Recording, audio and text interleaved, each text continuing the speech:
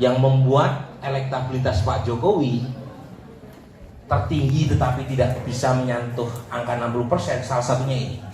Mungkin ada yang bertanya, apa sih yang dimaksud dengan post-truth? Post-truth itu saya lebih suka dengan istilah era kebohongan. Jadi era pasca kebenaran ini adalah satu politik di mana kebenaran objektif itu tidak terlalu penting. Yang penting adalah kebenaran emosional. Jadi objective truth itu tidak terlalu penting. Yang penting adalah emotional truth.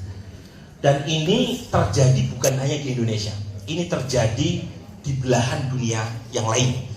Mulai dari Brexit, Anda kalau pernah mendengar bagaimana Inggris pada ujungnya keluar dari Uni Eropa, itu karena fenomena post-truth. Kebenaran, kebohongan yang diulang berkali-kali itu akan menjadi kebenaran. Kemudian Donald Trump menang 2016 waktu Pilpres, itu juga pakai strategi post-truth. Dan terakhir adalah Jair Bolsonaro, itu presiden yang terpilih di Brazil, menang dengan jualan hantu komunisme. Komunisme sudah menjadi zombie, dihidupkan lagi dengan politisi yang menggunakan isu ini di Brazil dan menang, namanya Bolsonaro. Nah, dalam konteks post-truth, maka yang dilakukan oleh para politisi itu melakukan satu proses yang disebut dengan meracuni atau mengeruhkan lingkungan, poisoning the water.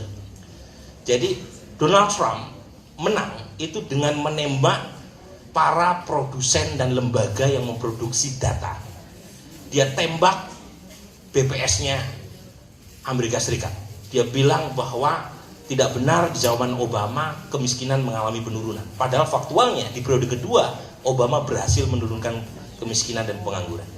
Dia juga tembak media massa, karena media massa itu adalah sumber kebenaran.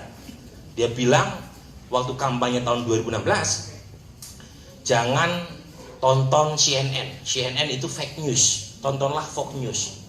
Nah, itu TV yang selama ini menjadi pendukung utama Donald Trump. Dia juga tembak KPU-nya Amerika Serikat. Dia bilang jangan pernah percaya sama hasil pemilu di Amerika Serikat. Jadi dia bilang election being rigged in so many places, kata dia. Saya nggak bakal terima hasil pemilu Amerika nanti, kecuali kalau saya menang. Jadi itu gaya Donald Trump. Yang dia tembak adalah simpul ketakutan di otak kita. Jadi otak manusia itu, Bapak sekalian, itu paling sensitif kalau diancam. Jadi ada simpul namanya reptilia di otak kita. Ini para neuroscientist hebat, itu banyak yang membantu Donald Trump. Itu disentil otak keterancaman, maka hilang semua rasionalitas manusia. Jadi hoax yang menjadi ciri dari post-truth itu hidup dalam suasana ketakutan. Dulu politisi itu jualan harapan, tapi era sekarang politisi jualan ketakutan. Nah, makanya kalau Anda lihat apa yang dikampanyekan Donald Trump, itu semuanya jualan ketakutan. Soal ancaman ekonomi Cina, soal ancaman terorisme Islam, itu jualannya Donald Trump. Ancaman Amerika Latin yang kriminal, karenanya perlu dibangun tembok yang memisahkan Amerika dengan Meksiko.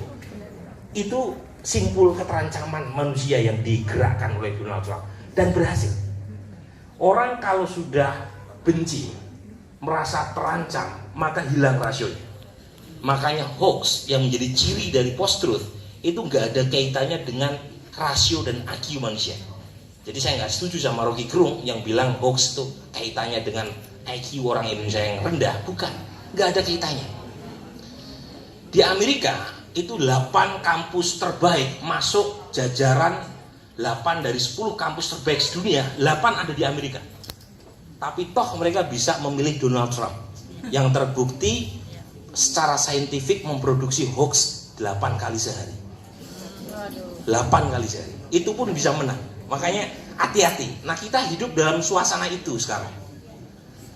Orang nggak melihat apakah faktanya benar atau salah. Tetapi yang penting orang percaya. Nah, di situ. Dan media sosial itu punya peran yang membuat post-truth dan era hoax ini menyebar luas. Karena dalam media sosial orang bukan hanya berbagi informasi, tapi juga berbagi emosi.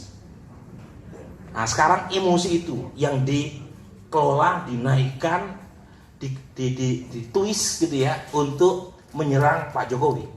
Tadi yang saya ceritakan panjang lebar soal delegitimasi penyelenggara pemilu di Amerika.